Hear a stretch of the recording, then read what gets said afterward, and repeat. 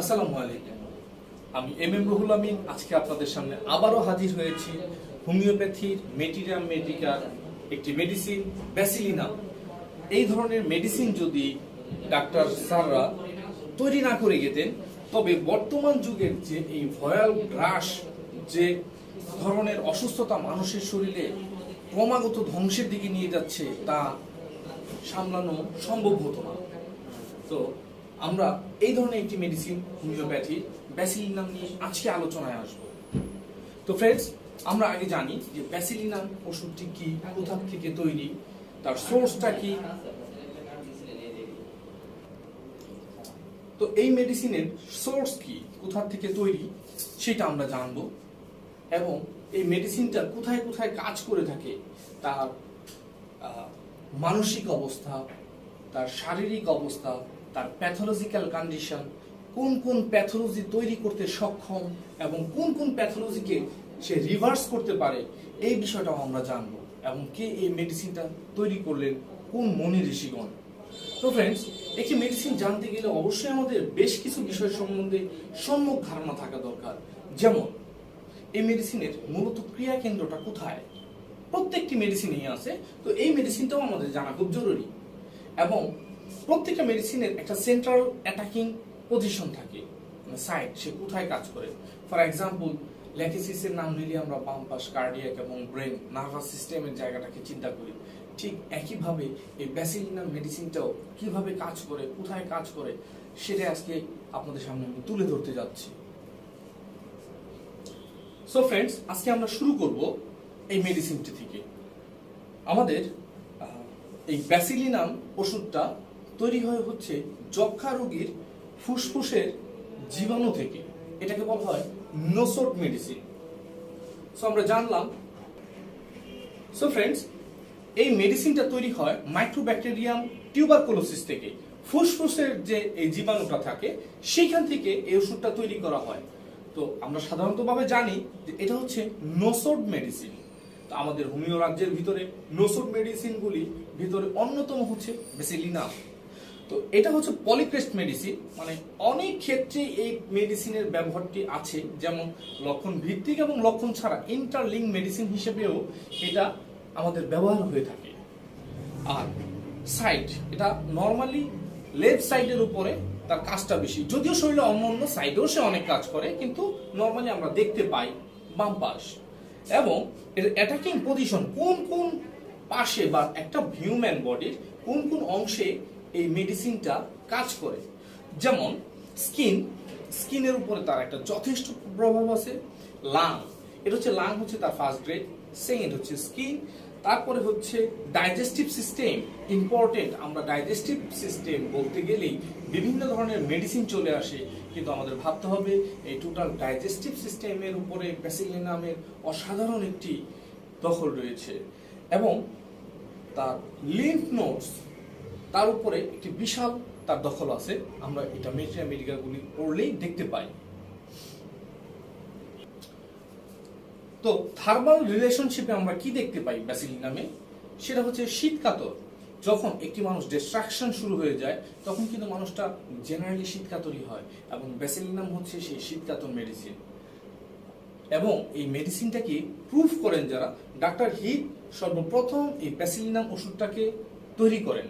কিন্তু সেটার বহুল প্রচলন ঘটাইতে যে লোকটা, যে ব্যক্তি কাজ করে থাকে, উনি হচ্ছে ডাক্তার HDCLC এবং ডাক্তার বার্নেট। ডাক্তার বার্নেট এটাকে অনেক প্রচলন করে, সাথে ডাক্তার HDCLC। সো ডাক্তার বার্নেটের একটা কথা আছে, যেখানে রিং ওয়ার্ম সেখানেই ব্যাসিলিনাম।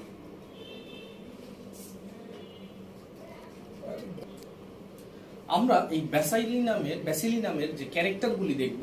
ব্যাসিলিনামের অনেক ক্যারেক্টারস আছে, তার ভিতরে উল্লেখযোগ্য আমরা যা দেখতে পাই তা হচ্ছে ব্যাসিলিনাম কথা বলতে চায় না, এটা হচ্ছে তার একটা বিষয়। তো সবসময়ই তার মনটা একটু গোমরা হয়ে থাকে, একটু ভারাক্রান্ত, গোমরা, সে কথা বলতে চায় না, সে বদমেজাজি, রাগী, এবং তার মনটা সবসময় বিষাদে পূর্ণ দেখতে পাওয়া যায়। এবং তার মন তো বিষাদে পূর্ণ থাকে, আমরা দেখতেই পাচ্ছি।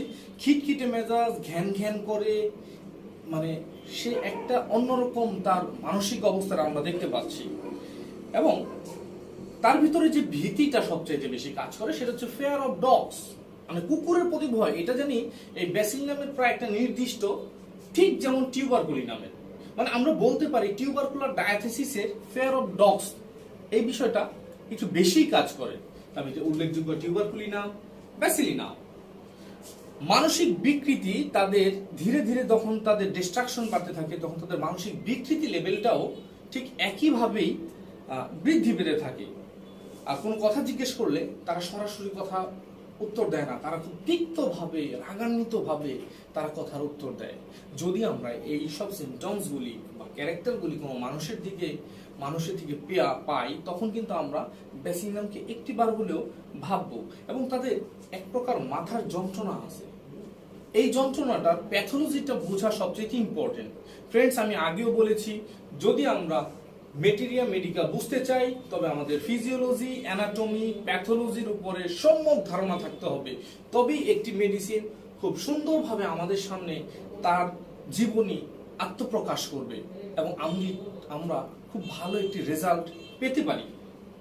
যেমন ব্রেনের ভিতরে যে ফ্লুইডটা থাকে সেটা হচ্ছে ব্রেনের ভিতরে যে ফ্লুইডটা থাকে, যে ফ্লুইডের কারণে আমরা মানে পড়ে গেলেও শরীরের ভারসাম্যটা ব্যালেন্স করে, সিএসএফ, সেরিব্রো স্পাইনাল ফ্লুইড। এই সেরিব্রো স্পাইনাল ফ্লুইডটা যখন দিনে দিনে শুকায়া যায় তখন হচ্ছে মানুষের এক ধরনের প্রচন্ড মাথা ব্যথা, ইন্টারনালি পেইন শুরু হয়। সো ফ্রেন্ডস, আমরা বুঝতেই পারবো সেইখান থেকে যে অসুস্থতাটা তৈরি হচ্ছে তার নাম হচ্ছে মেনিনজাইটিস। সো ফ্রেন্ডস, আমাদের কেন প্যাথোলজি বোঝা দরকার, এবং আমরা বুঝতেই পারলাম যে এই মেনিনজাইটিস তৈরির পেছনে আমাদের এই সিএসএফ যে ফ্লুইডটা আছে সেটা কমে যাচ্ছে। তো আমাদের প্যাথোলজিটা এখানে খুব ইম্পর্টেন্ট। শুধুমাত্র মেটেরিয়া মেডিকা পড়ে গেলে কিছু সাউন্ড শিখা হবে, কিন্তু আমরা প্রপারলি একটা রোগীর ভিতরে ঢুকতে পারবো না যদি আমাদের এই বিষয়গুলি সম্বন্ধে আমাদের সম্যক ধারণা না থাকে। তো আমরা সামনে আগাই আর একটু। চোখের পাতায় একজিমা, স্কিন সম্বন্ধে বলে যাওয়া হয়েছে। ব্যাসিলিনাম পড়ার সময় আমরা যে জিনিসটা বলেছি যে কোথায় কোথায় আক্রান্ত হয়, স্কিনে। তো সেই স্কিনের ভিতরে আমরা যদি পাই যে চোখের পাতায় একজিমা, সেই ক্ষেত্রে কিন্তু আমরা এটা ভাবতেই পারি, এটাকে আমরা বলতে পারি লুক অ্যান্ড ডায়াগনোসিস। মানে এটা হচ্ছে হোমিওপ্যাথির নতুন একটা দিকদর্শন। আপনি কিভাবে চিনবেন, দেখবেন, কিভাবে বুঝবেন, লুক অ্যান্ড ডায়াগনোসিস। উনি কিন্তু আমাদের সামনে সিমটমস নিয়ে তার ক্যারেক্টার নিয়েই আসবে, বাট ডাক্তার স্যারদের অবশ্যই সেই বিষয়টা সম্বন্ধে সম্যক ধারণা থাকতে হবে। এবং গলার ভিতরে তার কুটকুট করে, কারণ ওই যে জার্মের কথা বলা হয়েছে, এখানে মডার্ন ব্যাকটেরিওলজি সম্বন্ধে আমাদের জ্ঞান থাকলে আমরা বুঝতে পারবো এই কুটকুট করে যে কামড়াচ্ছে আমাদের ইসোফেগাসের যে লাইনটা, সেখানে ইদানিং ইসোফেগাসের ভিতরে বিভিন্ন ধরনের ডিজিজ আমরা দেখতে পাচ্ছি। এবং তার রাইট সাইডের যে রিবগুলি আছে একটি মানুষের, তার ঠিক ব্রেস্টের নিচেই যে রিবগুলি আছে, এই রিবের ভিতরে তার এক ধরনের পেইন, এক ধরনের চিমটি কাটার মতো অনুভূতি হয়। সো ফ্রেন্ডস, আমাদের বুঝতে হবে রিব কি এবং কোন পাশের রিবে তার অ্যাটাকটা বেশি হচ্ছে, সেইখানটায় কি ধরনের সিমটমস ডেভেলপ করতেছে, তখন কিন্তু আমরা এই মেডিসিনটাকে ঠিকঠাক চিনতে পারবো। আমরা যদি আরেকটু সামনে যাই, তার দুই রানের যে কুচকিগুলি থাকে, সেখানে যে লিম্ফ নোডগুলি থাকে সেগুলি ফুলে যায়, শক্ত হয়ে যায়। মানে কি, আমরা যদি প্যাথোলজি জানি সেখানে অবশ্যই বোঝা যাবে যে এগুলি ফুলে যাওয়া মানে হচ্ছে তার শরীরের অ্যাকিউট ইনফেকশনগুলি বেড়ে যাচ্ছে, মানে তার ওইখানে নিউট্রোফিলের পরিমাণ বেড়ে যাচ্ছে, তার বিভিন্ন রকম প্যাথোলজি ডেভেলপ হতে পারে। সো ফ্রেন্ডস, এই যে রানের কুচকি এবং গ্ল্যান্ড, এই পাশের গ্ল্যান্ডগুলি তার ফুলে যেতে পারে। ব্যাসিলিনাম হচ্ছে সেখানে অসাধারণ একটি কাজ করে। তো আমরা যে বিষয়গুলি দেখি, ইনসোমনিয়া একটি ডিজিজ। এই ইনসোমনিয়া হচ্ছে অনিদ্রা ঘটিত যে রোগ, তাকে ইনসোমনিয়া বলে। কারণ হচ্ছে তার মধ্যে লট অফ মেন্টাল সাপ্রেশন। এই সাপ্রেশনের কারণে তার ইনসোমনিয়া মানে অনিদ্রা রোগে সে ভুগতেছে, এবং এই অনিদ্রা রোগে ভোগার কারণে তার বডিতে প্যাথোলজিক্যাল হাইলি ডিসফাংশন হওয়া শুরু করছে। সো ফ্রেন্ডস, এত সব সিমটমসকে কাভার দেওয়ার মতো যোগ্যতা রাখে ব্যাসিলিনাম, এক অসাধারণ মেডিসিন। এবং আমরা তার চরিত্রের ভিতরে যা দেখতে পাই তা হচ্ছে তার আইবিএস এর প্রবণতা। ফ্রেন্ডস, আমরা তো জানি আইবিএস মানে কি। তো আমরা তো জানি বিষয়টা সম্বন্ধে, একটি ব্যাসিলিনাম রোগীর চরিত্র সম্বন্ধে। এই পেশেন্টগুলির আইবিএস মানে ইরিটেবল বাউল সিনড্রোম। যেহেতু আমরা বলেছি এই মেডিসিনটা কাজ করে হচ্ছে ডাইজেস্টিভ সিস্টেমের উপর, সো ইরিটেবল বাউল সিনড্রোম তো হতেই পারে, আমরা যেটাকে বলি আইবিএস মানে ক্রনিক আইবিএস। এবং তার শরীরে প্রচুর ঘাম দেখতে পাওয়া যায়, প্রচুর ঘাম। আরও যে বিষয়গুলি আমরা দেখি, তাদের কনস্টিপেশন থাকে, এবং এই কনস্টিপেশনের কারণে তার পাইলস থাকে এবং দুর্গন্ধযুক্ত তাদের প্রস্রাব পায়খানাগুলি হয়, তাদের প্রস্রাব পায়খানা হয় দুর্গন্ধযুক্ত, পাইলস থাকে, কনস্টিপেশন থাকে। সো একই চেইনে আমরা ডাইজেস্টিভ সিস্টেমের বিষয়টা বুঝতে পারলাম। এবং আরেকটি বিষয় যেটা আছে, আমরা অনেক মেডিসিনে দেখতে পাই ঘুমের ভিতরে দাঁত কিরকির করে, যেগুলি আরো অন্য মেডিসিন আমরা দেখতে পাই। এই মেডিসিন যেহেতু নোসোড গ্রুপের মেডিসিন, একটি বড় এরিয়াকে কভার করার যোগ্যতা রাখে, এই কারণে যেহেতু পলিক্রেস্ট মেডিসিন প্রত্যেকটা মায়াজনী এর ভিতরে বিদ্যমান, সো ওই বিষয়গুলি চলে আসে। ঘুমের ভিতরে দাঁত কিরকির করা, এবং আরো যে বিষয়টি দেখতে পাই সেটা হচ্ছে ঘুমের ভিতরে কথা বলে। আপনারা যখনই দেখবেন কোনো মানুষের সাথে আপনি ঘুমাইতে গেছেন কোনো ফ্রেন্ডসের বাসায় অথবা নিজের পরিবারের, দেখবেন রাতে কথা বলতেছে, আপনি ভাবতেই পারেন তাকে একবার ব্যাসিলিনাম দেওয়া যায় কি না। এবং তাদের দেখতে কেমন, একটা ব্যাসিলিনামের পেশেন্টের লুক অ্যান্ড ডায়াগনোসিসের ইম্পর্টেন্ট ফ্যাক্ট হচ্ছে লুক অ্যান্ড ডায়াগনোসিস। আমি দেখব এবং চিনব। ইতিমধ্যে অলরেডি অনেকগুলি ক্লু আপনাদের দিয়ে দেওয়া হয়েছে, এখন বলতেছি তারা হয় লম্বা, ফার্স্ট পাতলা, চ্যাপ্টা এবং চিকেন হার্ডে, তাদের বুকের এই ঠিক মুরগির খাঁচার মতো এরকম ভাঙা। আমার সামনে যদি এই ধরনের কেউ হেঁটে আসে, আমি কিন্তু প্রথমেই ভাবতে পারি উনি কি ব্যাসিলিনাম হতে পারে কি পারে না। সো ফ্রেন্ডস, আমরা অবশ্যই ভাববো, এটাকে আমরা বলতে পারি লুক অ্যান্ড ডায়াগনোসিস। এবং চিকেন হার্টের তো বলেই দিলাম যে তাদের হার্টটা কিন্তু তাদের চেস্ট কিন্তু ছড়ানো থাকবে না, জাস্ট ভাঙা, অনেকটা সিপিআর মেডিসিনের লুকের মতোই মনে হতে পারে। এবং তাদের আমরা যে জিনিসটা দেখি, ঠান্ডা লাগার প্রবণতা প্রচন্ড পরিমাণ, মানে কিভাবে তার ঠান্ডা লাগলো সে নিজেও বুঝতে পারে না। একটু ঋতু পরিবর্তন, একটু আবহাওয়া পরিবর্তনে কিন্তু ইজিলি ক্যাচ কোল্ড তাদের যে বিষয়টা হয়ে থাকে। এই যে ঠান্ডা লাগার পরিবর্তনশীলতার যে ব্যাপারটা, সেটা ব্যাসিলিনামের ভিতরে অনেক বেশি পরিমাণ আমরা দেখতে পাই। এবং তাদের আরেকটি বিষয় আমরা যদি লক্ষ্য করি, তো আমরা দেখতে পাবো তারা খাওয়া দাওয়া করতেছে, প্রচুর ভালো জিনিস খাচ্ছে, কিন্তু সেই ভালো জিনিসটা তাদের গায়ে লাগতেছে না। তারা মাছ মাংস খাচ্ছে, ভালো ভালো জিনিস খাচ্ছে, কিন্তু তার বডি সেটা নিতে পারতেছে না, তারপরে তারা শুকিয়ে যাচ্ছে। এবং আমরা আরো দেখতে পাই স্কুলের বাচ্চাদের ক্ষেত্রে, স্কুলের বাচ্চাদের মাথা ব্যথা, যখন তারা অতিরিক্ত স্ট্রেস নেয় তখন কিন্তু তাদের এক প্রকার মাথা ব্যথা তৈরি হয়, যার জন্য ব্যাসিলিনাম একটি সেরা মেডিসিন হতে পারে। এবং নাক থেকে তাদের দুর্গন্ধযুক্ত সবুজ এক ধরনের মিউকাস ডিসচার্জ হয়, কারণ এটা মিউকাস লেভেল, মানে স্কিনের উপরে যেহেতু ইফেক্ট করে, স্কিনের ইন্টারনাল সাইড থেকে তাদের সবুজ মিউকাস যুক্ত আমরা দেখতে পাচ্ছি। শরীরে তাদের বিভিন্ন ধরনের স্কিন ডিজিজ তো থাকেই, এবং একজিমাটা তার একটু বিশেষত্ব।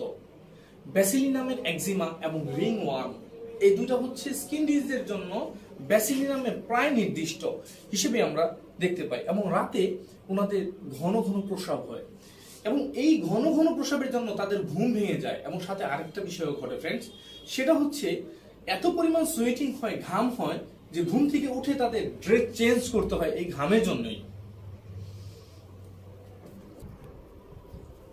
শিশুদের ক্ষেত্রে আমরা ব্যাসিলিনামের যে বিষয়টা দেখি, তা হচ্ছে শিশু এবং বৃদ্ধ, ব্যাসিলিনাম এই দুইজনের উপরে খুব ভালো কাজ করে, ফার্স্ট এবং লাস্ট, এই দুইটা ক্ষেত্রেই আমরা খুব ভালো কাজ দেখতে পাই। এবং যে বিষয়টা দেখতে পাই যে এই ব্যাসিলিনামের রোগী একটার পর একটা বাই চেইন, একটার পর একটা অসুস্থতা লেগেই থাকে। এবং শিশুদের ক্ষেত্রে আরেকটি বিষয় আছে, তাদের গ্ল্যান্ড, ফ্রেন্ডস লক্ষ্য করলে দেখবেন আপনার চেম্বারে অথবা আপনার বাসায়, যে বাচ্চাদের এইখানে বেশ কিছু ছোট ছোট গোটা টিউমারের মতো ফুলে উঠেছে, এই ভেনে, মানে যেখানে লিম্ফ নোডগুলি থাকে সেগুলি ফুলে শক্ত হয়ে যায়। এইসব বাচ্চারা গরম সহ্য হয় না, শুধু মনে হয় একটু বাতাস, একটু বাতাস, একটু বাতাস, কার্বোভেজের মতো একটু বাতাস, ল্যাকিসের মতো একটু দূরে থেকে বাতাস, মানে তারা একটু বাতাস দরকার, মানে একটু ঠান্ডা চায়। কিন্তু এই ঠান্ডা লাগলেও এই ঠান্ডা বাতাসেও সে অসুস্থ হয়ে যাচ্ছে। এটাই হচ্ছে ব্যাসিলিনামের ইম্পর্টেন্ট একটি কথা। তারা ঠান্ডা খাবার বেশ পছন্দ করে, এবং এইসব মানুষদের, বৃদ্ধদের এবং বাচ্চাদের, বিশেষ করে বাচ্চাদের মাথায় আমরা দাঁত দেখতে পাই, স্কিন ডিজিজ, দাঁত। এবং সকালবেলায়, বিশেষ করে প্রাত ভোজন বলতে যা বোঝায়, সকালে ঘুম থেকে ওঠার পরে যখন সে নাস্তা করে তখন যে বিষয়টা হয়, তার গ্যাস বেরোতে থাকে, পাতলা পায়খানা, ইরিটেবল সিচুয়েশন, যেটা বলা হয়েছিল আইবিএস। তার বাথরুমের এক এক সময় এক এক রকম, একরকম না, এরকম তার বহুরূপী তার বাথরুম আমরা দেখতে পাই। এবং বড়দের যেসব গ্ল্যান্ডগুলি হয়, যে টিউমার টাইপগুলি হয়, সেগুলি হয় কোমল প্রকৃতি, সেগুলি কিন্তু রুক্ষ না বা অন্য ধরনের না, একটু কোমল প্রকৃতির দেখতে পাই। আরো কিছু বিষয় আছে, সেগুলো হচ্ছে এই যে গ্ল্যান্ডগুলি অনেকদিন যদি ফোলা থাকে, সেই ক্ষেত্রে আমরা যদি 7 দিনে একবার ব্যাসিলিনাম প্রয়োগ করি, সেই ক্ষেত্রে দেখা গেছে সেগুলি নির্দোষভাবে চলে যায়। এই ধরনের কথাগুলো কিন্তু আমাদের মনীষীরা বলে গেছেন। যেমন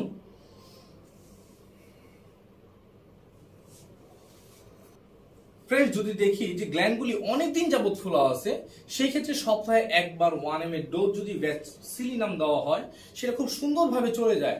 রেফারেন্স হচ্ছে ডাক্তার হিউজের। শুধু তাই নয়, মেনিনজাইটিসের ক্ষেত্রে আমরা যেটা দেখি, মেনিনজাইটিসের ক্ষেত্রে খুব ভালো ডাক্তার ক্লার্ক এই মেডিসিনটা দিয়ে বেশ চমৎকার চমৎকার রেজাল্ট পেতেন। এবং শিশুদের দাদে, ছোট বাচ্চাদের দাদে কখনোই ডাক্তার বার্নেট এই ব্যাসিলিনাম দেওয়ার পরে ফেল করেননি। এটা হচ্ছে তাদের প্র্যাকটিস লাইফের হিস্ট্রি।